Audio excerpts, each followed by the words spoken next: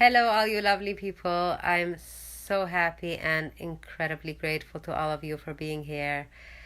I want to explain to you the tool of today, but before I start, let me just give you a background story a little bit about how I was introduced to this tool.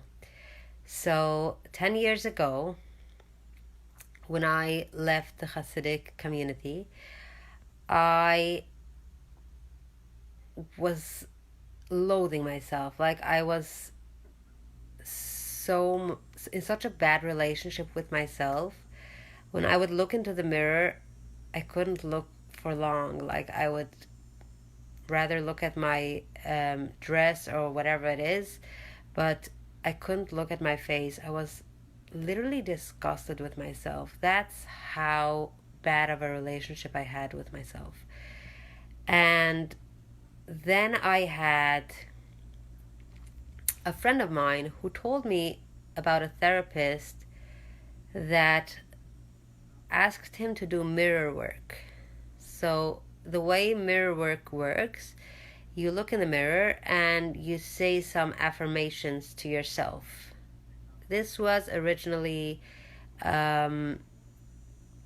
this movement, this idea, whatever it's called, was originally started by a woman named Louise Hayes, and she made it mostly about affirmations. Like you look in the mirror and you say, I love you. Different kinds of affirmations that you want to imprint in your mind. And this friend of mine was telling me that his therapist was suggesting that he look into the mirror and say, I love you. And how incredibly difficult it was for him. So I decided, you know what, let me try it, like just for the adventure of it. And I looked into the mirror and I saw, yeah, it's way too hard. I can't do that. It's really, not only I felt like it's a lie when I look into the mirror. It's not that I love myself. Was so triggering because it was actually the opposite. Like I felt hate, I felt disgust. So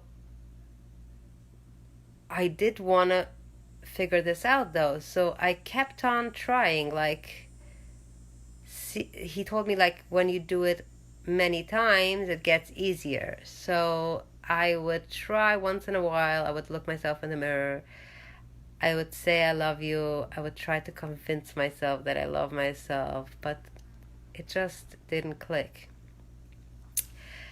So months went by, and this exercise of like trying to start loving myself was having an effect on me more than I realized, because it's not always what we do, right? The doing is just reinforcing the goal that we have. And once we give our brain a goal, the beautiful thing about it is that our brain is here to help us. So our brain will find ways to enhance this goal. Hi, Marcia. Thank you for joining.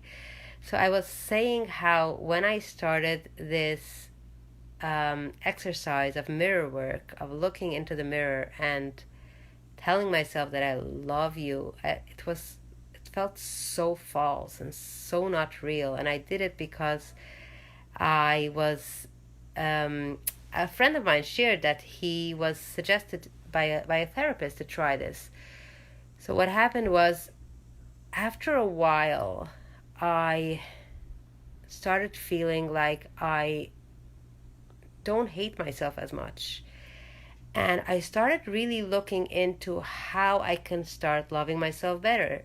The moment I made that decision, the moment I started focusing on that, I didn't realize that I set this in motion, right?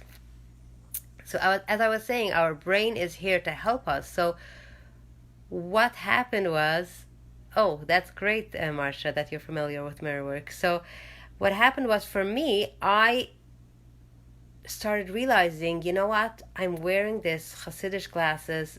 I look so yunchy, so like I felt so outdated and so I didn't feel like I'm dressing myself up respectful enough. So of course I would not like how I look. And although I was like, no, I can't afford any new glasses. My budget is extremely tight as it is. Um, what happened was it gave me a goal. So after a while, I had saved up, I had figured out a way to get myself new glasses. And that was literally like a new page for me. The moment I started wearing my new glasses, whenever I looked into the mirror, I felt like a new person now. I felt like, okay, I don't hate myself as much now because I gave myself this gift of looking better, of looking normal, like feeling like a normal person, not just always pushing myself aside and putting my children first and always taking care of everybody else, and it doesn't really matter how I look. So the moment I started doing that, it really affected my day as well. It affected everything about how I felt about myself.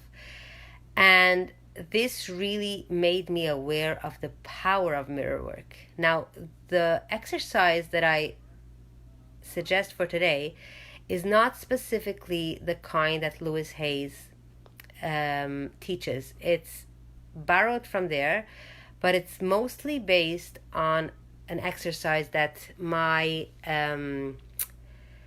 coach had introduced to us, where you don't just say affirmations. You don't just say things to yourself that would not feel real, like would not resonate.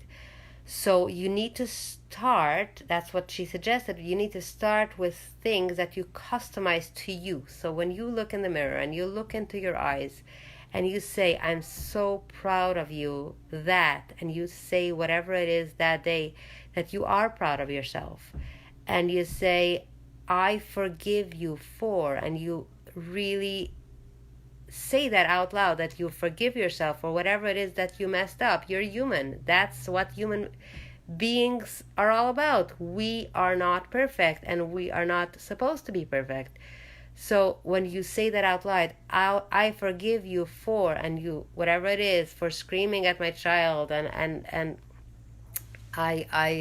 whatever you feel really horrible about, and you forgive yourself for that, and you just find a way to make amends, that is really powerful when you do it in the mirror.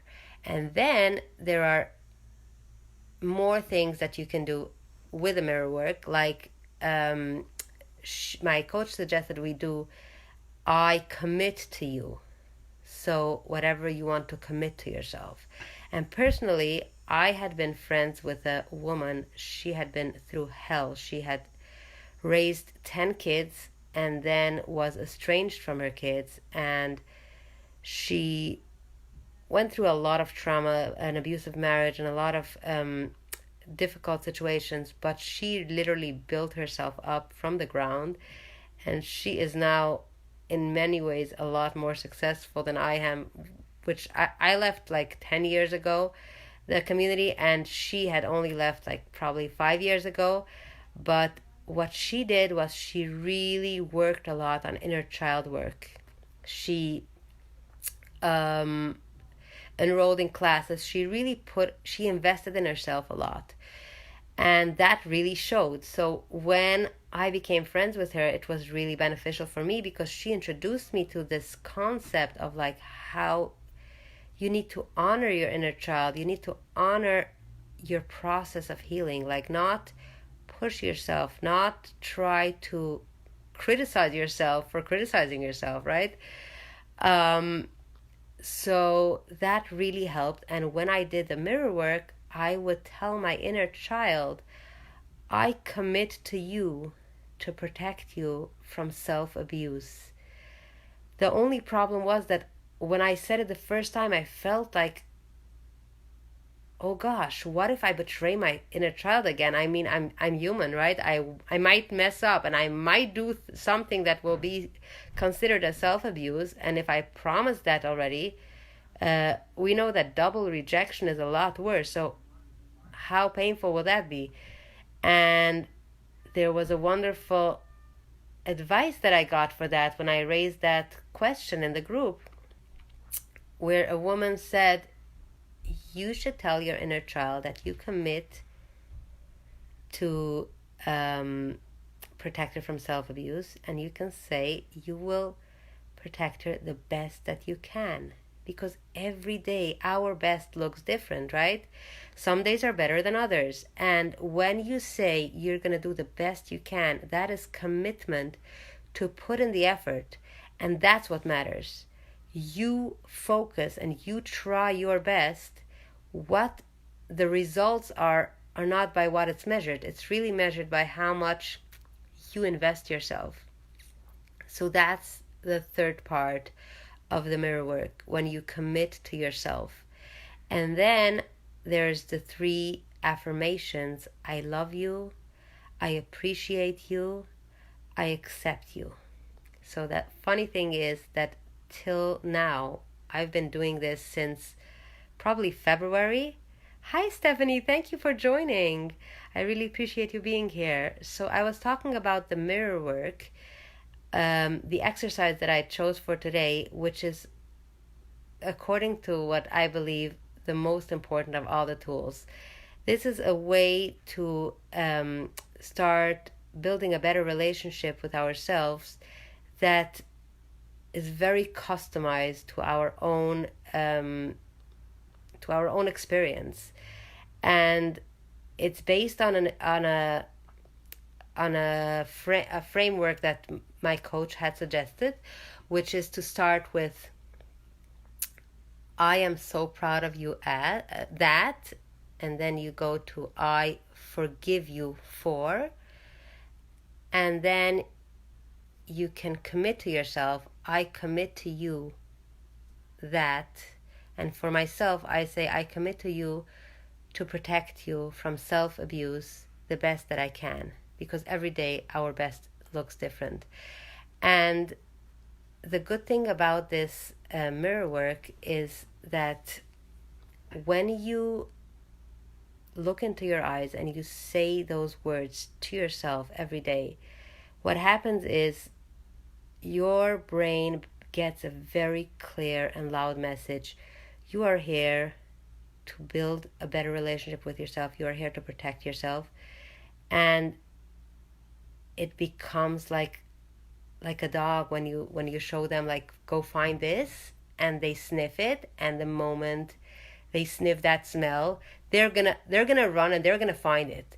So our brain will pick out, okay, here, everywhere. We need to really be more focused on protecting ourselves more and building more healthy boundaries. It will really be a very strong enforcement. And doing this every day, even if you only do this, you put aside 10 minutes a day, and you do this every day of this 14-day experiment, even if you don't do anything else, I believe this can give you powerful results. Because not only for me, and not only for friends that I've seen who have changed tremendously in terms of their relationship with themselves, they're a lot more gentle to themselves, a lot more kind to themselves. They put self-care first, and they can gracefully assert their needs in place of the way they used to, like, let everybody just be first, like everybody's more important than them. And what happens is, for myself, while I've been doing this mirror work for a while now, every time I say I accept you, it's like I have to take a deep breath before that, because this is something that I'm still working on.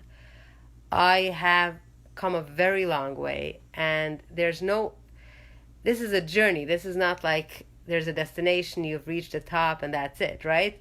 So this has like been a journey for me for many years, And still, the acceptance part is a big deal for me. So at the end of the affirmations, every night, or in the morning, if I get a chance to do it, I really have to take a breath and consciously choose to accept myself with all my flaws, with all my mistakes that I made, with everything.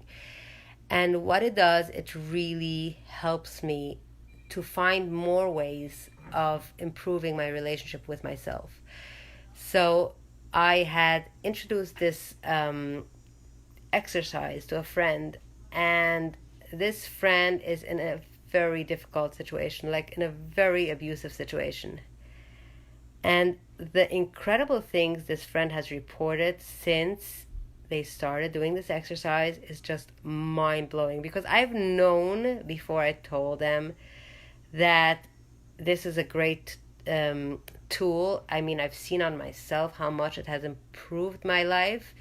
It has improved my relationship with myself, but to see firsthand, like on somebody else, how much this has transformed that person, like literally transformed that person in the worst possible situation that they can find themselves in, and they can still have so much more compassion for themselves, more self-confidence, more like finding ways to make their life better because they are focused on that, because they gave their brain that message that this is what I'm out for, this is my goal, right?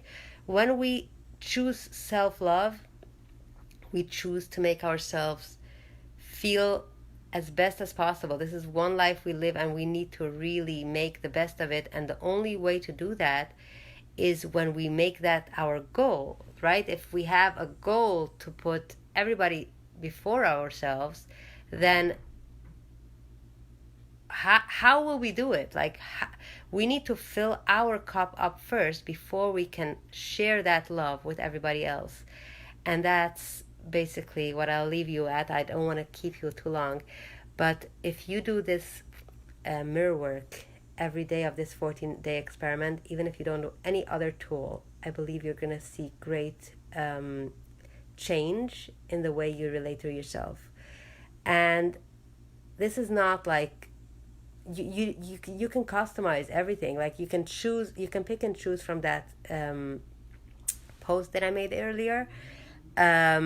Whatever feels right, you can customize it the way you want to say it. But this is just an example, the way it worked for me and the way it worked for my friend. And I hope you have great results. And I hope to be here tomorrow with the next tool. Thank you so much for watching.